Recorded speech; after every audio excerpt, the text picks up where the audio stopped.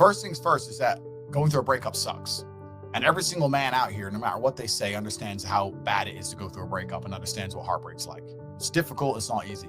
I'd actually like to argue that men feel more heartbroken than women. I think that's facts. I think it's true. And I think it's because one of the possessive element that we have, the idea of her being with someone else hurts more than the idea of you being with someone else to her.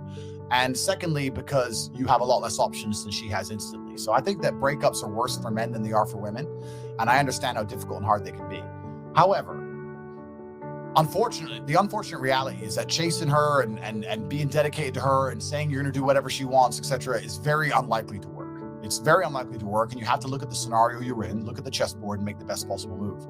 When you're heartbroken, when you're truly heartbroken, you can't even sleep, and your mind is constantly preoccupied. And instead of seeing that as a negative, what you need to do is use that as a source of unlimited power. If I was truly heartbroken today, let's imagine, and I could barely sleep, I'd be in better shape than I've ever been. I'd train like a fucking animal. You have to just take the energy inside of you. Energy cannot be destroyed. It can only be converted, whether it's heat into light or the momentum into friction or however you want to put it, right? Energy cannot be destroyed. It can only be converted from one form to another.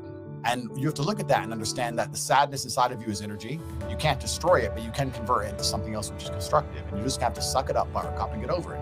And there's no other way to do it. And obviously having an abundance of women makes that easier, but I wouldn't even put it that way. I'd say if you were with a woman and you lost her and you're now lonely and she's going to be moving on and you're absolutely utterly heartbroken and you're destroyed inside, I understand how difficult that is. But now you have genuine sadness inside of you, which is unlimited motivation for you to become a fucking beast, become an animal. And by the time you're finished becoming an animal, you won't care anymore. So if you really want to cure yourself, you can just say, I'm going to get a six-pack and I'm going to get bigger arms. And by the time my arms are this size and I have a six-pack, then I'm going to think about that bitch. And you'll realize you don't give a shit about her anymore. That's just the way the world works. Another thing that can give you a lot of hope and understanding is that her revenge on you is instant.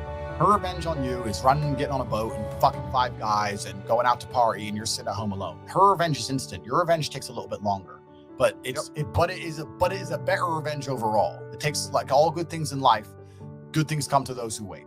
Good things don't come instantly.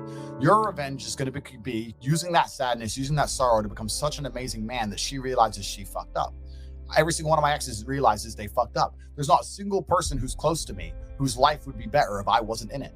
Every single one of my exes looks and goes, I wish I had top G still now. I just text my boyfriend my problems. He can't fix them, but Andrew fucking would. I'm sitting here on economy, takes on his jet. I fucked up.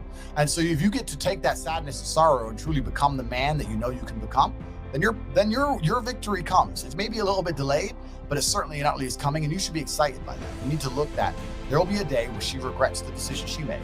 There will be a day where she understands that she fucked up and her life would be better if she kept it. And I'm going to prove it to her.